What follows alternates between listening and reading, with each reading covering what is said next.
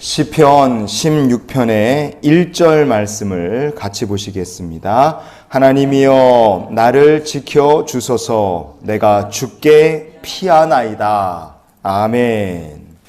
여기 오늘 우리가 읽은 이 본문 말씀에 보시면 시편 16편을 성경을 보시면 그 옆에 다윗의 믹담이라고 작은 글씨가 하나 적혀 있을 겁니다.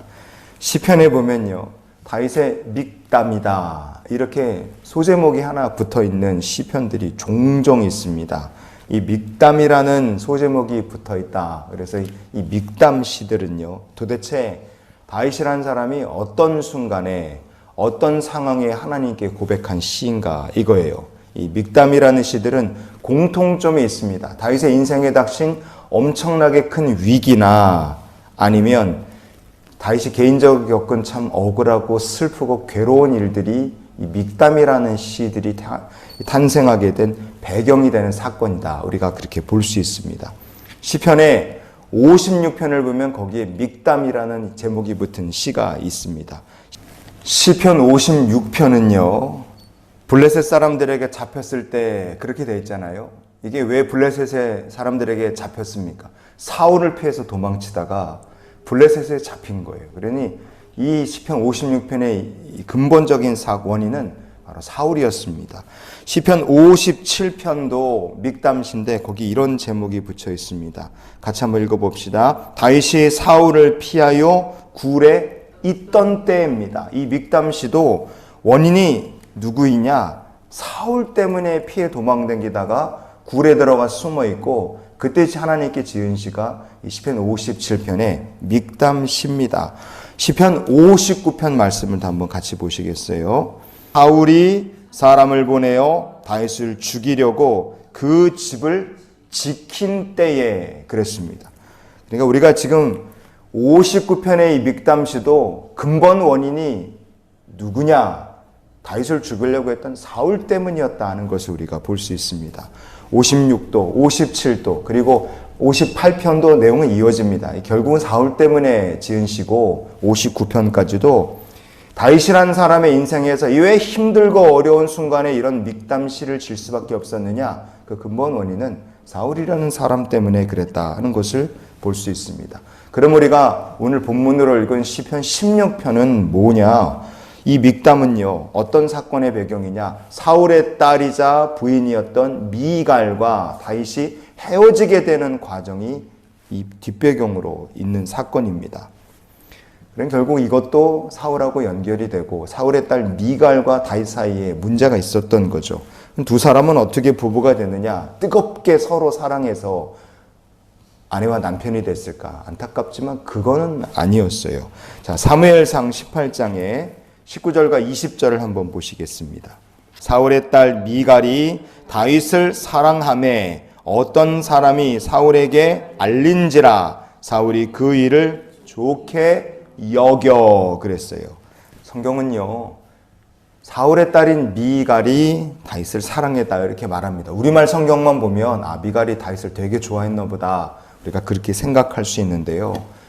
히브리어 성경으로 이 부문을 보면 이 사랑하메라 번역된 말씀이 와테 에하브라고 되어 있습니다. 와테 에하브. 이게 to love, 사랑을 한다 뜻은 맞아요. 뜻은 그렇게 맞는데 특이하게도 와테 에하브라는 이 표현이 성경 구약 성경 전체에서 딱 한 번 여기 나옵니다. 그러니까 다윗을 향한 미갈의 사랑을 표현하는 단어가 딱 한 번 나오는 단어예요. 그게 뭐냐? 다윗을 향한 미갈의 사랑이란 게 보통 이성을 사랑할 때 느끼는 그 뜨겁고 애틋한 감정과는 조금 다른 종류의 사랑이었다는 뜻입니다. 그러니까 어떤 마음으로 미갈은 다윗의 부인이 됐는가, 그리고 사울은 좋게 여겼는가, 미갈의 마음에 다윗을 좋아하고 끌리는 마음이 있기는 있었을 겁니다. 그러나 미갈의 마음속에는 그런 이성적인 사랑의 감정 말고도 뭔가가 더 있었던 거예요. 그게 뭐겠습니까? 미갈은 다윗을 자기의 성공을 위한 수단으로 생각을 한 거예요. 그러니까 미갈과 다윗의 만남은 정략 결혼에 더 가까웠다. 그렇게 보시면 돼요. 그걸 아버지가 보고 옳다구나 그렇게 생각하고 오케이를 한 거죠. 사울은요, 골리앗 때문에 전전긍긍하던 시간이 있었어요. 그때 그는 이런 약속을 사람들에게 합니다. 사무엘상 17장의 25절 말씀을 같이 한번 보시겠습니다. 그를 죽이는 사람은 왕이 많은 재물로 부하게 하고 그의 딸을 그에게 주고 그 아버지의 집을 이스라엘 중에서 세금을 면제하게 하시리라 그랬어요. 결과적으로 보면 사울은 이 세 가지 약속 중에 제대로 지킨 게 하나도 없습니다. 말을 계속 바꾼 거예요.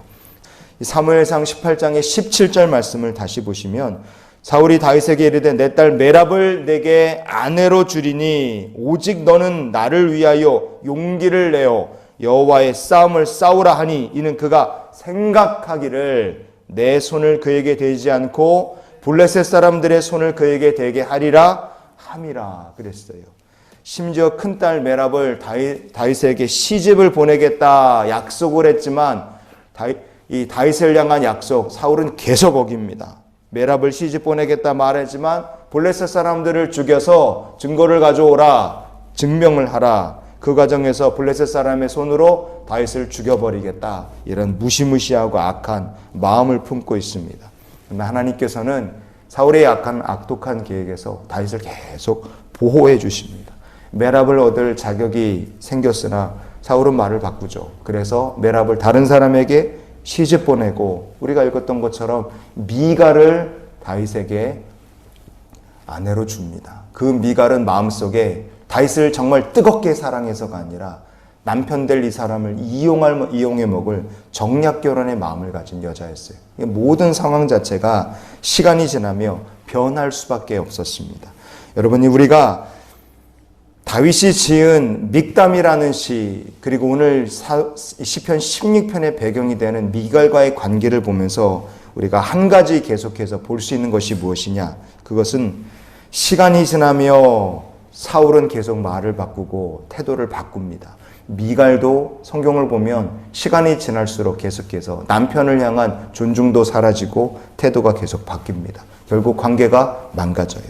믹담시에 등장하는 원수들이 계속 있습니다. 이 원수들은 원래 다윗을 존중하고 원래 다윗을 이렇게 칭송하던 사람들이에요. 근데 시간이 지날수록 그들은 태도를 계속 바꿉니다. 정말 냉정하게 다윗을 원수 취급하고 다윗의 진짜 목숨을 노리는 대적들이 돼요.